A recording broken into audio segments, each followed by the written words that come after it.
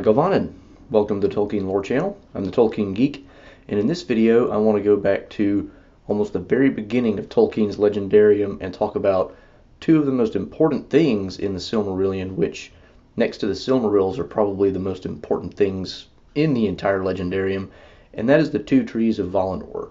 And people who are familiar with this know that, of course, the trees are kind of the origin of the Silmarils themselves, and that's part of the reason why they're so important, and I'll get to that in a minute.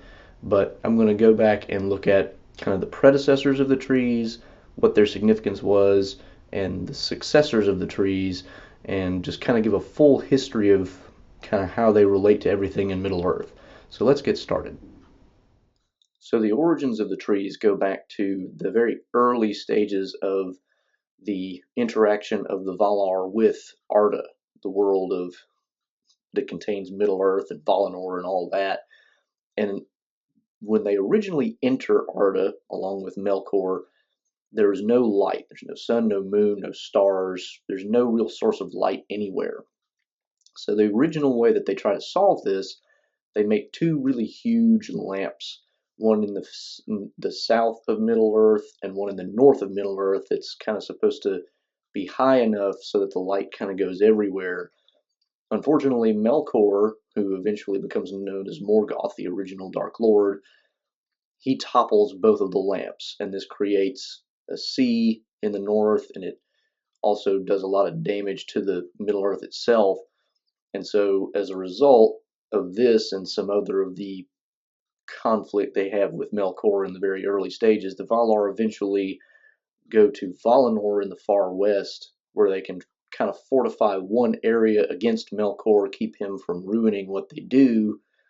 And in Valinor, Yavanna, the Vala who is associated with trees, plants, and that sort of thing, she devises the Two Trees of Valinor.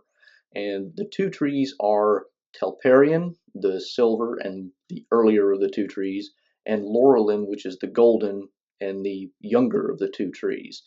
The older tree, Telperion, had dark green leaves and gave off a silver dew, whereas Laurelin had more of a pale green leaf that was trimmed with gold. And they each gave off silver and gold light. So in the way they kind of function, Telperion would have light for about 7 hours, wax and wane, and Laurelin would do the same, about 7 hours waxing and waning.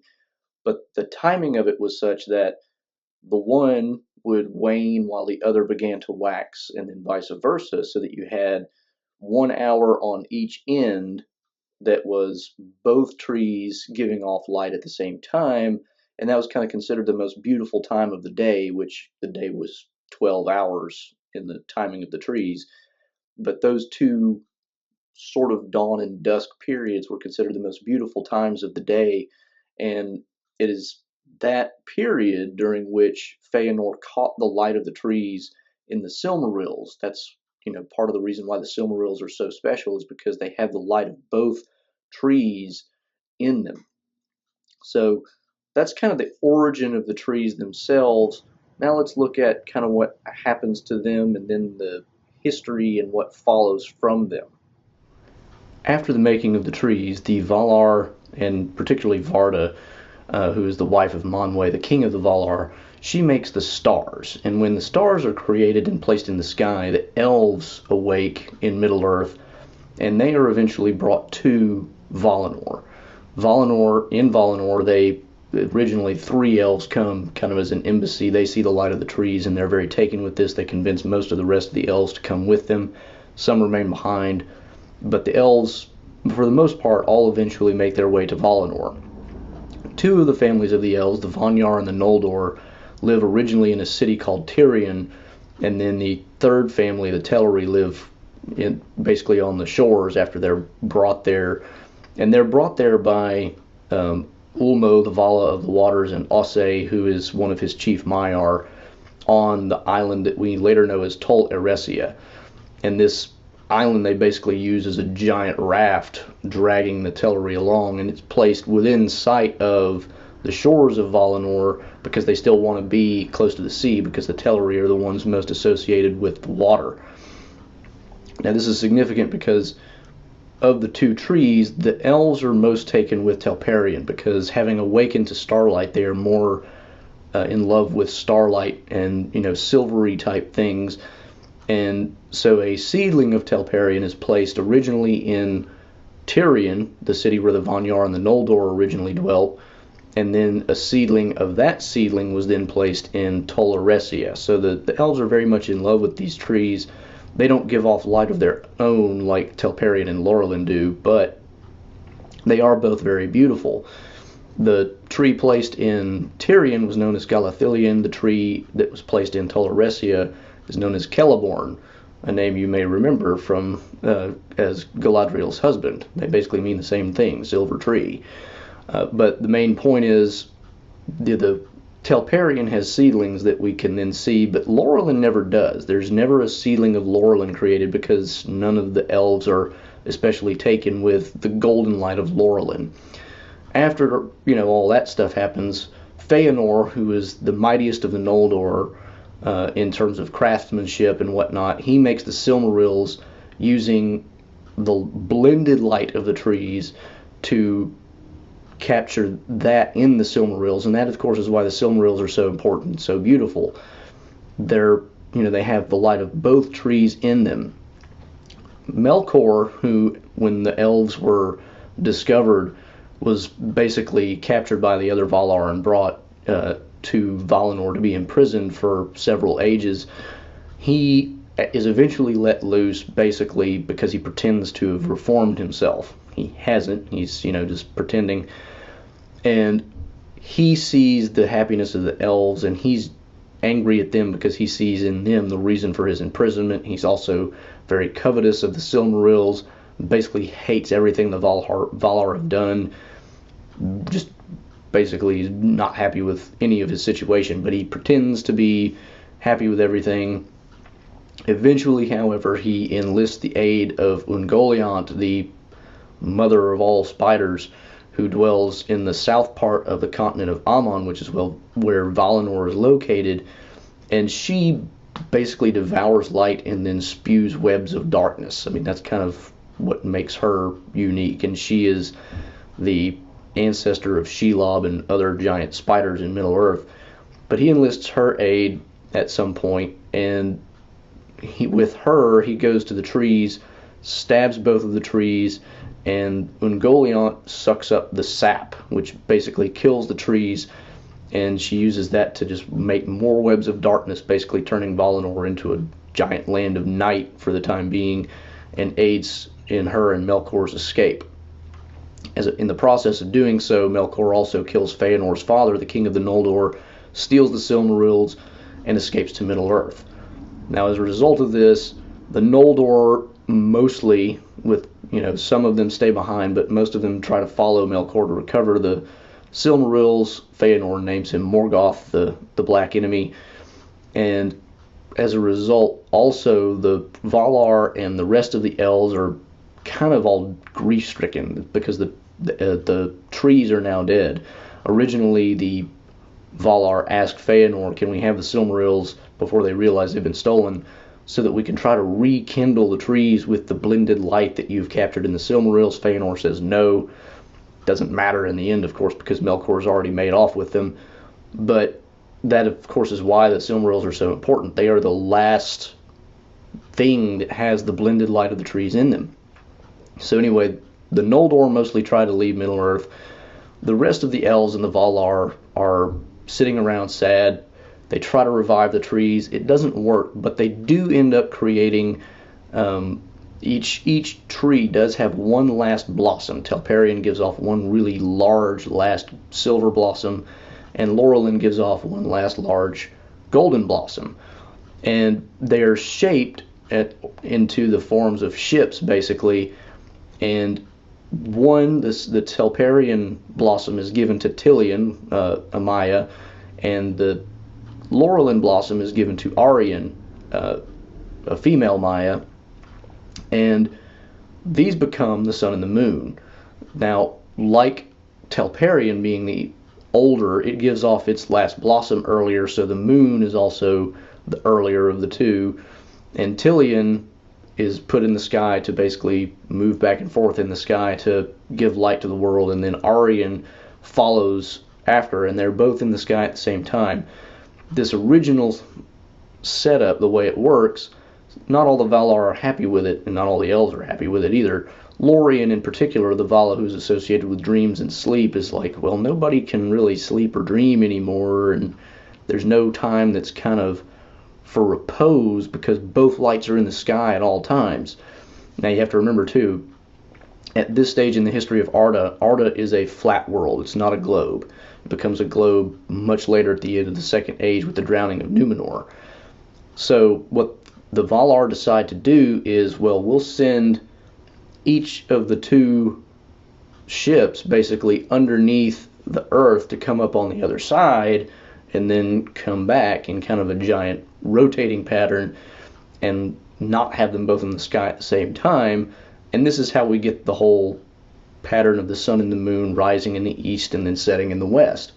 Now, Tolkien throws in a little bit of an interesting twist here, because he basically says that Tilion, the helmsman of the blossom of the Telperion, which becomes the moon, he is kind of infatuated with Aryan. He kind of falls in love with her, and so he's constantly trying to chase her. And as a result, he's not always staying on time, and so he sometimes catches up with the sun, and then that's how we get the process of the moon has a 28-day cycle in which it can sometimes be in the sky at the same time as the sun. So he kind of weaves in mythological reasons for the way that the sun and the moon really work. So that's interesting, the way he does that, and it's just kind of a neat little story. But anyway, also because of the way this happens, at times when the sun and the moon both kind of set in the west at the same time, it gives Valinor the same kind of effect of the blended light of the trees again, and they kind of, they're kind of happy about that, so they're not entirely mad that Tilion doesn't always keep time very well. So that's kind of the story of the destruction of the trees and the immediate aftermath. Now let's take a look at a little bit more of the later history involving the trees and wrap up. So as I mentioned earlier, a seedling of Telperion was placed in Tirion, and a seedling of that seedling was placed on Tol Eressëa. Now later in the Second Age, after the Valar have defeated Melkor and then made the island of Numenor for the men who fought on the side of the elves of Tol Eressëa give a seedling of Celeborn, their tree, to the kings of Numenor, and that ends up being planted in Numenor. Now, this tree is kind of a big deal because it's it's a descendant of one of the two trees. Again, it doesn't give off its own light, but it's still a pretty important thing. And over time, that's considered one of the most important things in Numenor.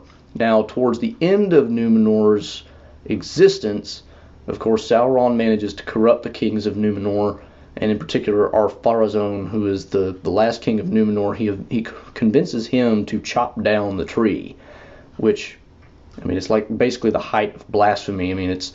He's already convincing him to do all these other things, and eventually he will convince him to lead an army against, Valinor itself, which is the next, again, higher blasphemy. But chopping down the tree is itself pretty bad. Now, the interesting thing about that is Isildur, the son of Elendil, he kind of learns of this plot, and at great peril to himself, he actually sneaks into the king's palace, goes to the tree, and manages to rescue one fruit before the tree is cut down and escapes with it. Now, of course, if he had been caught, he would have been killed, but he was considered kind of a major hero for doing this because it would have cost him his life, but he managed to save a seed, a remnant of that tree before it was cut down and lost forever. That fruit is what eventually leads to the White Tree of Gondor that we see in the courtyard of Minas Tirith. Now, here's where the movie and the book diverge a little bit, because in both the movie and the book, we learn, of course, that the tree withers when the last king of Gondor died. and the hope is that eventually a new king will come and there will be a renewed tree.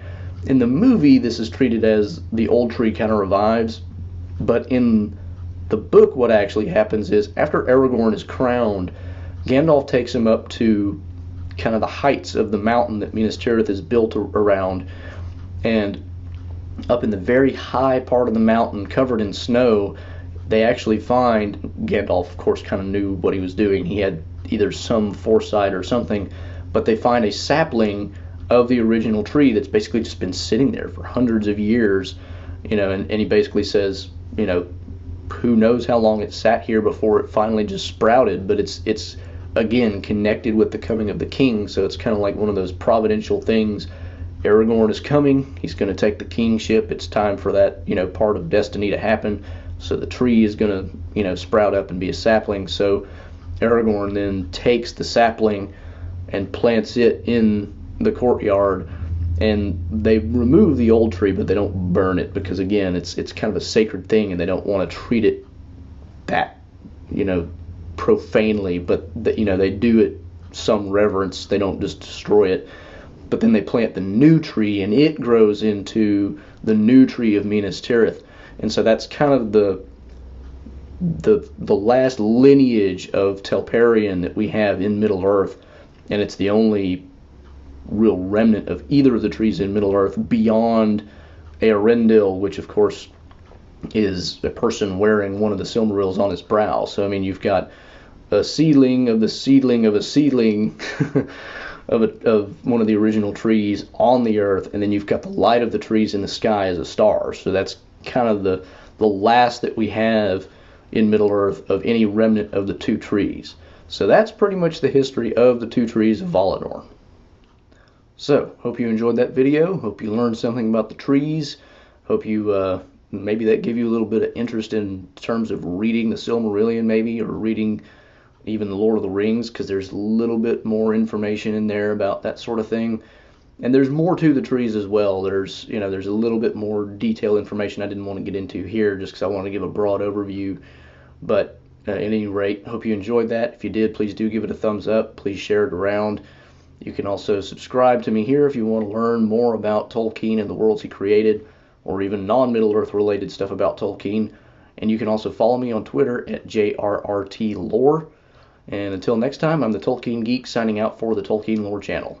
Namaste.